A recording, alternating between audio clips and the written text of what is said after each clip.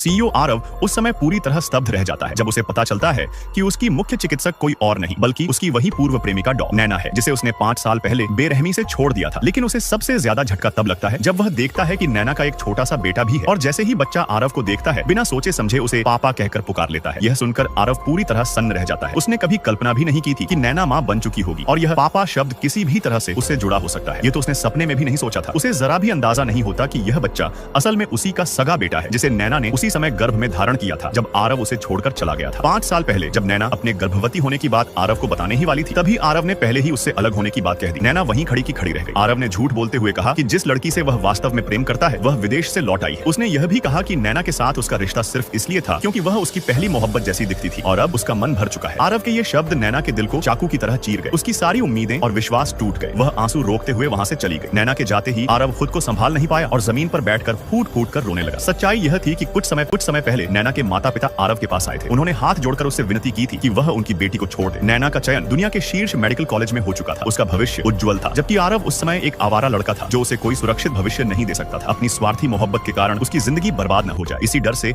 आरव ने जानबूझकर सबसे कठोर तरीका अपनाया ताकि नैना उससे पूरी तरह दूर हो जाए। समय बीत गया। नैना ने बच्चे को गिराने का फैसला नहीं किया बल्कि सारी तकलीफें सहते हुए उसे जन्म दिया। आज वह एक बड़े अस्पताल की सफल चिकित्सक है और उसका बेटा अनय ही उसकी पूरी दुनिया है। इन वर्षों में वरिष्ठ चिकित्सक रोहित चुपचाप माँ बेटे का सहारा बना रहा, लेकिन जब भी रिश्ता आगे बढ़ने लगता नैना के दिल का पुराना घाव उसे रोक लेता। किस्मत ने एक बार फिर खेल खेला। जो आरव कभी गली मोहल्लों में भटकने वाला लड़का था, आज वह हजारों करोड़ की कंपनी का मालिक बन चुका है। एक दिन उसका भयानक सड़क हादसा हो जाता है और उसे गंभीर हालत में अस्पताल लाया जाता है। ऑपरेशन थिएटर में पहुंचते ही नैना उसे पहचान लेती है। 5 साल बाद आरव इस तरह उसकी जिंदगी में दोबारा दाखिल होता है। पुरानी यादें सैलाब की तरह उमड़ पड़ती है, लेकिन नैना अपने जज्बातों को दबाकर सफलतापूर्वक ऑपरेशन करती है और आरव की जान बचा लेती है। अस्पताल में एक चालाक और घमंडी लड़की तानिया, जो लंबे समय से आरव के पीछे लगी हुई थी, यह सब देख लेती है। नैना को अंदाजा हो जाता है कि शायद उसी की वजह से 5 साल पहले आरव ने उसे छोड़ा था, लेकिन अब वह इन सब बातों को पीछे छोड़ चुकी होती है। होश में आते ही आरव तानिया को पूरी तरह नजरअंदाज कर देता है और सबसे पहले नैना के बारे में पूछता है। कुछ समय बाद वह सीधे नैना के कार्यालय पहुंच जाता है। उसी क्षण अनय अचानक बोल पड़ता है, पापा। नैना घबरा जाती है, तुरंत बच्चे को चुप कराती है और उसे वहां से ले जाती है। आरव गलत फहमी में सोच लेता है कि नैना शायद शादीशुदा है। अगले दिन आरव और अनय की एक हल्की फुल्की मुलाकात होती है। बातों बातों में आरव को पता चलता है कि अनय 4 साल का है। यह सुनते ही उसके पैरों तले जमीन खिसक जाती है। समय बिल्कुल मेल खा रहा था। आरव के मन में शक गहराने लगता है। नैना जितना छुपाने की कोशिश करती है, आरव का संदेह उतना ही मजबूत होता जाता है। वह उसकी पूरी जानकारी निकलवाता है और जानबूझकर माँ बेटे के करीब आने लगता है। एक दिन वह देखता है कि अनय को गाजर बिल्कुल पसंद नहीं है, बिल्कुल उसी की तरह। नैना और भी ज्यादा बेचैन हो जाती है। आखिरकार आरव सीधे सवाल कर देता है कि क्या यह बच्चा उसका बेटा है। नैना गुस्से में उसे चेतावनी देती है कि वह बेवजह की उम्मीदें न पाले और साफ मना कर देती है। वह कह देती है कि उनका रिश्ता बहुत पहले ही खत्म हो चुका है। इसी दौरान तानिया यह सब देख लेती है और जलन में पागल हो जाती है। लेकिन तभी एक ऐसी सच्चाई सामने आने वाली थी जो सब कुछ बदल देगी। अगला पार्ट मिस मत